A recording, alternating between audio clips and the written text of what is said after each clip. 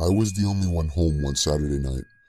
I was sound asleep in my bed when I woke up and heard Siri on my phone talking. I turned it off, figuring it was just a glitch, and went back to sleep. An hour later, Siri woke me up again. I was a little freaked out now. Siri was responding to a strange sentence. What that found for us? And Siri's response was, the answer is Thursday, July 4th, 1776. It was freaky as hell, but I still ended up dismissing it as a glitch. One more time, I woke up to Siri speaking. This time, the sentence that Siri was replying to was my full name. And her response was, here's the info for my name. At that point, I ran to my parents' room, locked the door, and slept in there. I still have doubts of whether it was really just a glitch. I was home alone, playing computer games at like 2 in the morning, when a knock came at my window. My head shot around to face the window, but there wasn't anyone there. It was winter, so I had my windows shut, and my room was on the first floor. I guess you can call me the unconfrontational gamer type, so all I did was just shut my blinds to let the pranksters know that I wasn't interested. Enough time passed where I was able to forget about the knocking and get back into my game, until another steady set of knocks came at the window. I was so uneasy now. Why were they doing this?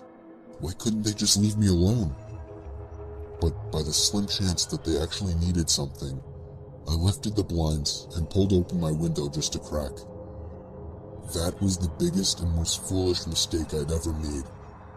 2 hands from the darkness outside grabbed the bottom of the window and pushed it all the way up.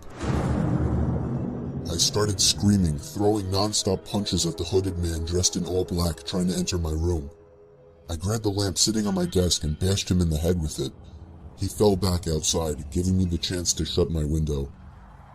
I saw him run away off our property into the darkness. I have never had a more horrifying experience. I lived way out in the country, like the turn off the paved road kind of country. I heard something crash on the roof and then smash into our metal chimney. For the next hour or so, I could hear it banging from inside the chimney, which should have been impossible since we had covered it for the summer. Then the front door started rattling as if someone was pulling on it, trying to get inside. I peered through the peephole but couldn't see anything. I finally threw open the door, and then everything stopped and went quiet. I was home alone one day in the summer. I was doing the usual watching of movies in the living room when I heard some shuffling noises coming from above me. Our living room ceiling is super high, so the attic is the only room above it. I lowered the TV down a little. I could better hear the shuffling noises coming from up there. The attic was connected to my brother's bedroom through his closet. I went to his closet and opened the attic door. The light in there was broken, so I had to use a flashlight.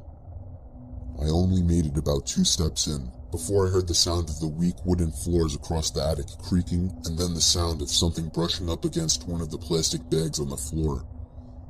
I jumped out of the attic, slamming the door shut and calling my parents. My dad had a look in there when he got home, but he didn't find anything. I'm just happy it's not my room that's connected to the attic. Me and my dog Layla were home alone. I had the music turned up loud in my room, and yet I was still able to hear Layla barking like crazy at something. As I was leaving my room and walking downstairs, I heard Layla stomping down the basement stairs, still barking. I followed her, turning the basement light on. She was in an attack stance, barking at the closed door to the boiler room. I knocked on the door, asking if anyone was in there. Layla was going crazy at this point, jumping on the door, scratching it, basically trying to break it down.